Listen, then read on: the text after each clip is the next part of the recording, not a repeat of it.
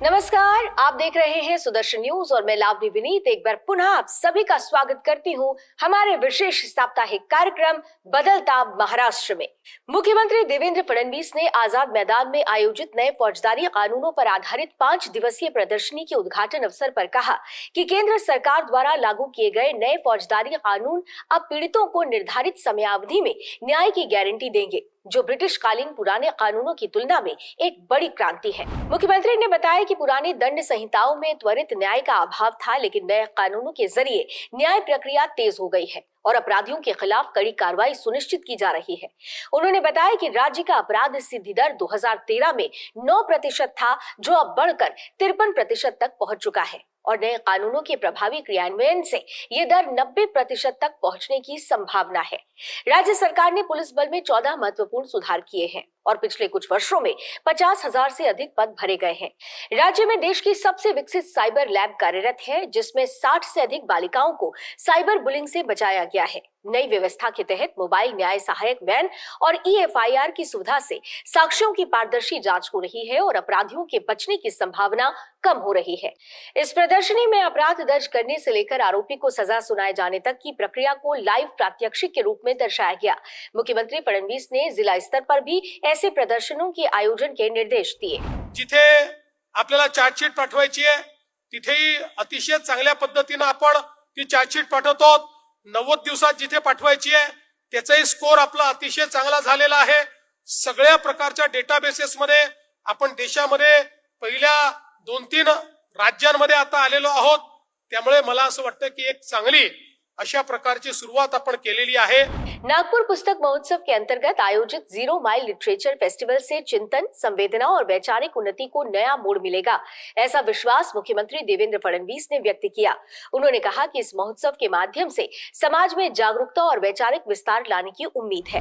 National book trust, NBT India, Maharashtra शासन और 0 mile youth foundation द्वारा संयुक्त रूप से आयोजित 4 दिवसीय इस फेस्टिवल का उद्घाटन करते हुए मुख्यमंत्री ने कहा कि विदर्भ की धरती भाषाई विविधता का संगम है, जहां मराठी और हिंदी साहित्य सृजन की समानांतर समृद्ध परंपरा रही है।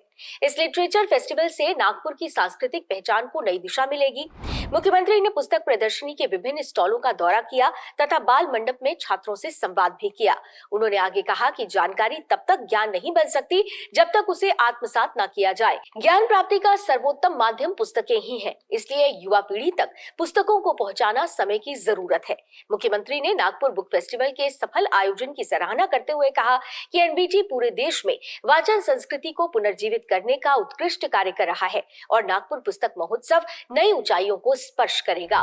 नई दिल्ली स्थित विज्ञान भवन में आयोजित पुरस्कार वितरण समारोह में बोलते हुए राष्ट्रपति द्रौपदी मुर्मू जी ने जल स्रोतों के संरक्षण और संवर्धन के लिए काम कर रहे सभी लोगों की सराहना की और जल स्रोतों के सीमित होने की बात करते हुए जल संवर्धन के लिए सामूहिक प्रयासों की आवश्यकता पर जोर दिया। इस अवसर पर केंद्रीय जल शक्ति मंत्रालय द्वारा जल व्यवस्थापन और संवर्धन क्षेत्र में उत्कृष्ट कार्य के लिए दिए जाने वाले 6ठे राष्ट्रीय जल पुरस्कार 2024 में महाराष्ट्र को सर्वश्रेष्ठ राज्य का पुरस्कार राष्ट्रपति द्रौपदी मुर्मू जी के हाथों प्राप्त हुआ। जल संपदा मंत्री राधाकृष्ण विखे पाटिल ने राज्य की ओर से ये पुरस्कार स्वीकार किया। साथ ही उत्कृष्ट स्थानीय स्वराज्य संस्था श्रेणी में नवी मुंबई महानगर पालिका को पहला पुरस्कार मिला। देश की आर्थिक राजधानी मुंबई में ट्रैफिक, बारिश के मौसम और लगातार बढ़ते दबाव के बीच इसके फ्लाईओवरों की हालत चिंताजनक हो चुकी है। ऐसे में राज्य सरकार ने अब सीधे दखल देते हुए सभी फ्लाईओवरों की तात्कालिक मरम्मत और रीसरफेसिंग का महाअभियान शुरू करने के निर्देश जारी कर दिए हैं। मंत्रालय में आयोजित एक उच्च स्तरीय विशेष बैठक में उप मुख्यमंत्री एकनाथ शिंदे ने स्पष्ट कहा कि फ्लाईओवर सुधार कार्यों में कोई देरी नहीं होनी चाहिए। फरवरी तक मुंबई की सभी प्रमुख सड़कों और पुलों को स्मूथ, सुरक्षित और गड्ढा मुक्त किया जाए। इस बैठक में फ्लाईओवरों की वर्तमान स्थिति, दुरुस्ती की वास्तविक जरूरतें और अब तक के कार्यों की समीक्षा की गई। महाराष्ट्र सरकार का महत्वाकांक्षी महादेवा फुटबॉल उपक्रम अब ग्रामीण खिलाड़ियों के लिए अंतर्राष्ट्रीय स्तर की राह खोलने जा रहा है। एक ऐसी ऐतिहासिक पहल जो राज्य के फुटबॉल भविष्य को नई दिशा देगी।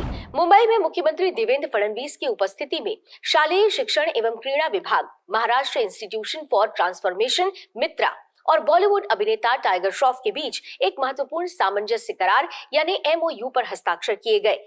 इसके साथ ही टाइगर श्रॉफ आगामी 5 वर्षों तक प्रोजेक्ट महादेवा के ब्रांड एम्बेसडर रहेंगे।